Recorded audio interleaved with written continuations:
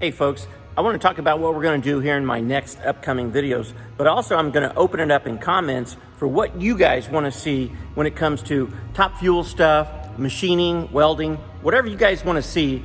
I want to get this information out there for you.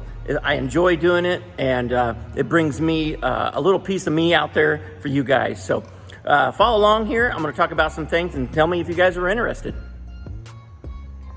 This here piece, I'm not even going to tell you what it is yet. I'm going to have you guys guess what this possibly could be. I don't know. Now, if you've been associated with Top Fuel Racing and worked for a certain team, you might know what this is, but not very many people do.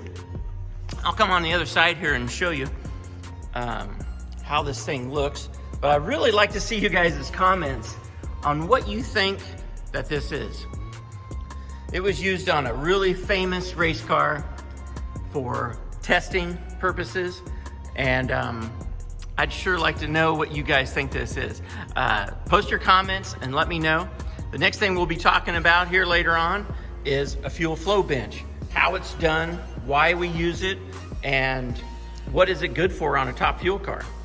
Also, in the upcoming videos, we're going to be talking about Top Fuel rear wings.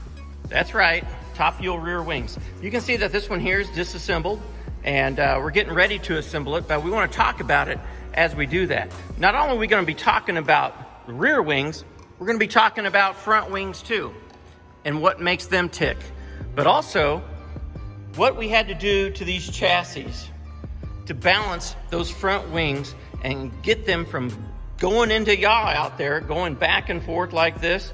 And you should actually see the tips of these things do that, but we're going to tell you why, and underneath this nose what we did in order to fix that. What we're going to be talking about later on are injectors. We're going to talk about the barrel valve. We're going to talk about the different types of injectors and why they're important to, say, certain kind of drivers. So we're going to be hitting that up too. Let me know in the comments what else you'd like to know about. Another thing we're going to explore is welding. You know, I'm not the greatest welder in the world, and there's guys that do it every day for a living. I can hold my own, but we're going to go about the differences in the welder settings for what you're trying to accomplish, whether it be with steel or aluminum or magnesium. But we're going to touch off on that, and that'll make a great series also. And later on, we're going to talk about tooling for these CNC machines. You know, we're going to talk about expense, setup, all those kinds of things that are involved with this that nobody really knows. Later on, what we're going to do too with the old wire machine here, we're going to machine a part that's going to fit inside a part with just about maybe a quarter thou of tolerance. It won't even fit in if it's warmed up too much, but we're going to try that. We've seen some videos. I've been asked to do it, so we're going to do it. Another series that we'll attack are cylinder heads.